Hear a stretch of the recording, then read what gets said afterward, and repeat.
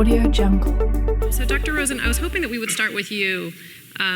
Over the course of your career, you've seen cancer treatment evolve dramatically. As you look forward, what would you identify as sort of the key critical gaps that you'd like to see addressed in the next 5-10 years? If I were to talk to my mother and use the word cancer, she thinks of it as a single entity. It may have affected her in one spot. The reality is cancer is 100 different diseases in its most simplistic form. And even within those entities, say we take breast cancer or lung cancer, there are many, many subtypes, each with a different prognosis, each with a different biologic behavior, and each with a different therapeutic approach. Now, we have had some great successes over the years. My father was diagnosed with testicular cancer when he was 65. He's now 90. He's cured. We cure 80 to 90% of individuals with testicular cancer, which is the most common cancer in young men. My mother had endometrial cancer when she was 75. She's now 86. She's cured of her disease. Her sister had early breast cancer. She's cured of her breast cancer and actually at much higher risk for a cardiovascular death than a breast cancer death. Cliff, it's known, had Hodgkin's disease, and he's cured of Hodgkin's disease. And so these successes continue. Yesterday I had 2 patients I talked with, one who had chronic lymphocytic leukemia, one with myeloma. 10 years ago, we had 1 reasonable drug for each disease. Now we have a half dozen phenomenal drugs for each disease. We can control these diseases in many instances indefinitely. Both of these individuals are out about 10 years. It becomes almost a chronic illness. Having said that, and there are about 15 million survivors of cancer in the United States. They are diagnosed with cancer, still alive. But having said that, we still have some great challenges. There are diseases like pancreatic cancer, where less than 10% of individuals are alive 5 years after the diagnosis. And in addition, diseases like lung cancer, where, again, more than 80% of individuals succumb to their disease within 5 years. And so there remain great challenges. Where the remarkable advances have occurred is we have a greater understanding of the biology of cancer and the genetic alterations in cancer. And I'm sure all of you have heard the concept of personalized or precision medicine, where we're evolving to the point where we can be more selective, more effective in the treatments we give. Historically, if I saw a patient with a form of lymphoma, it may be that I would give a drug where I knew that there was a 4 out of 10 chance it would work. Now, with the modern targets applying the drug, it's more likely that 80 to 90% of the individuals would respond to that treatment. And so there's an evolution. We also have made incredible strides in preserving organs so that the quality of life of an individual is much improved. So the days of the Halsted mastectomy, which was disfiguring, are gone. The operations in the head and neck region that would disfigure an individual are gone. We can recreate bladders for people whose bladders have been removed from cancer. And much of this is now done robotically so that the morbidity of the surgery is actually much less.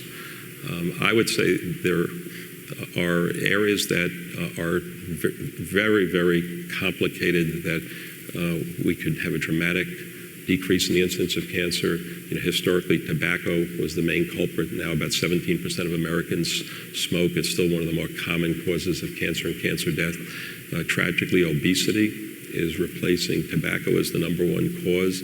And there, it has to be a national effort to try and make an impact. I think starting with the buffet we had out front today. But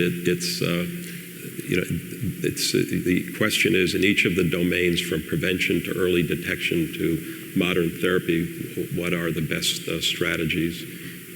So Cliff, in your book you describe on a micro level how hard it is for research to move forward. So for those of us who haven't read your whole book, maybe you could give us a bit of an introduction to why it is so difficult for progress to move at a quicker pace. Sure. So I'm going to talk to you about David Diltz. Does anyone know who David Diltz is?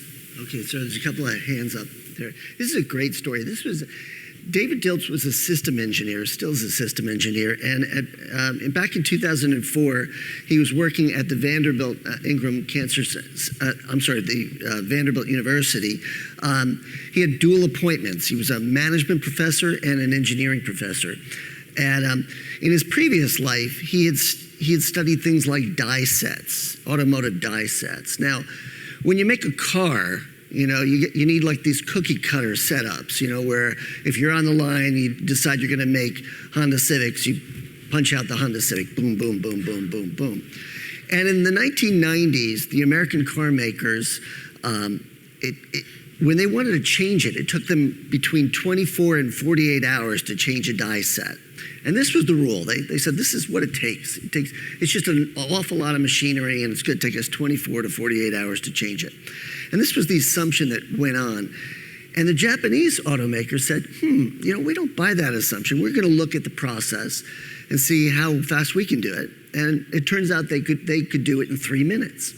So it changes your behavior quite dramatically, because if you have to change your die set in 24 or 48 hours, you can't make choices about changing models midstream or having real-time data affect your choices and things like that. So Diltz decides he's going to do the same thing with the clinical trials process.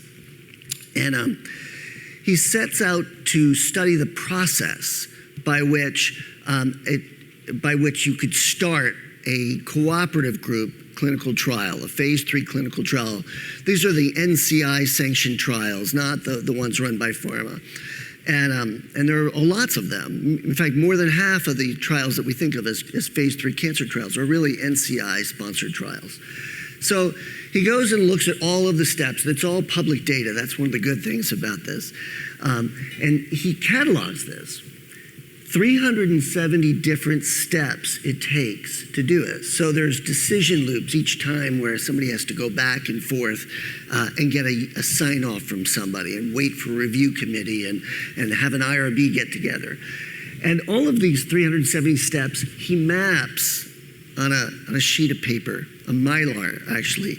There's only one place in Nashville that can print this thing. And he goes and takes this to the group, the cooperative group that's meeting, and it's 35 feet by 5 feet long, and he takes it to the hotel room, and the security team comes in and says, you can't put that there because you're blocking all the exit doors. So I have to cut it around, and this is an 8-point font, and no one can believe that it takes this long and this many decisions, 784 days just to start a trial. So this is process. This is the day-to-day stuff that fills our cancer world. And when we talked, the previous speaker was so eloquent, and I actually was wowed by a lot of the stuff he was saying. And that's where we want to take this. We want to go to the visionary. But first we have to get through this morass called process. And it fills every part of the cancer symbiosis community, which is when you're a young investigator or mid-career investigator trying to get an R01 grant, the process is intense. It's 23 different steps just to get through your grant application. The amount of preliminary data you have to get, the whole sign-offs from various people just to be able to choose the work that you do and that you want to do your research on is enormous. And most of the time, 9 out of 10 times, they fail to get the grants and they have to start the process all over again. And this is happening all throughout. So in clinical trials and the academic research side. And so I think for me, the big gap, Charlotte, is that we have to think about ways to speed up those processes. And in some cases, rethink them completely. In some cases, it'll be quantitative, so we'll just make things a little faster. In some cases, I think we need to reinvent the wheel. So Dr. Salerno, you were at the NIH for over 11 years. Maybe you could speak to some of everyone knows how wonderful the NIH is in this room, so we don't need to spend too much time there. But when you were there, did you identify particular challenges or inefficiencies that you think could be reformed to accelerate research? Other than being a woman in science? Yes. I was there both as a researcher and as an administrator, as deputy director of an institute, and we made decisions about what to fund. And I think that it's important to recognize that what the NIH does is bring the science, fund the science that catalyzes those advances in treatment, and also supports the kinds of research which can't be commercialized. So things like vitamin supplementation, perhaps for cancer prevention, those sorts of things. So I think what I saw there was a lot of the good, bad, and the ugly, mostly good. But it's difficult as you see how the funding streams really affect how and what is funded in science. And I think that's unfortunate that when I was there in a period when there was the doubling of the NIH budget and money was coming at us so fast, it was hard to spend it responsibly. And then we talked about after that doubling of the budget that we would have a soft landing. There was no soft landing, it was a crash and burn. And what has happened is that as money has become tight, and funding for NIH has become stagnant, the safe science is what is being funded much more now. So we're not taking the chances. We don't have the money to invest in anything but sort of people with proven track records.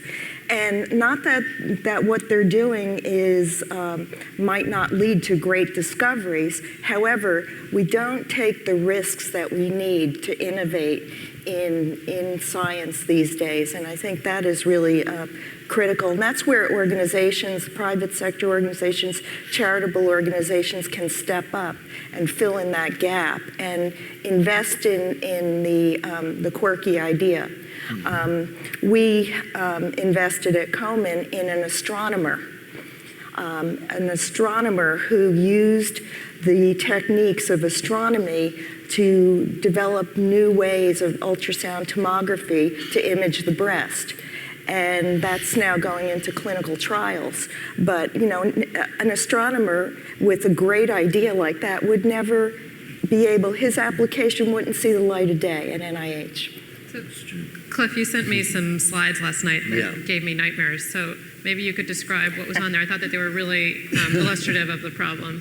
Sure, and you know, I think Judy just put her finger right on it, which is this very deep risk aversion that is, you know, deeply set in the culture.